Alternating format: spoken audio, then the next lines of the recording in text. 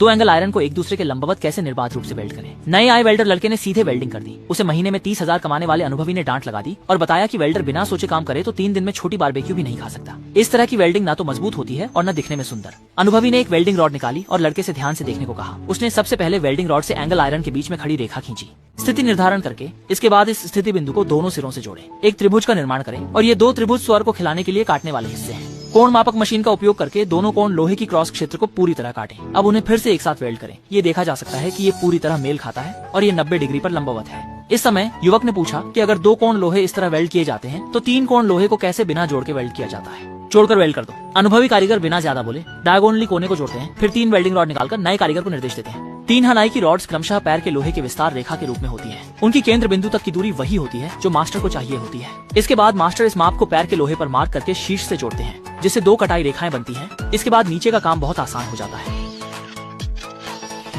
तुलना में सभी सीधी रेखाओं वाले कोण लोहे से। युवा व्यक्ति ने फिर से एक अंतिम प्रश्न उठाया कि 3 गोल पाइपों को कैसे निर्बाध रूप से वेल्ड किया जा सकता है। इस समय गुरुजी को अपनी अंतर्निहित कौशल दिखानी पड़ी और इस्तेमाल किया गया उपकरण अभी भी इन 3 पुराने दिशा निर्देशक की वेल्डिंग की छड़ें हैं। फिर उसी वेल्डिंग की छड़ से केंद्र बिंदु तक पहुंचने के लिए एक्सटेंशन लाइन प्राप्त की जाती है।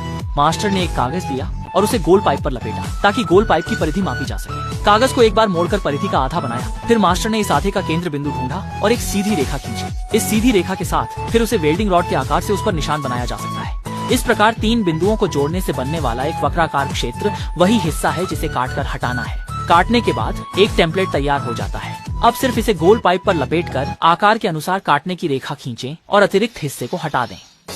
सभी को काटने के बाद तीनों गोल पाइप को एक साथ वेल्ड कर देने से सीवन रहित जोड़ पूरा हो जाता है।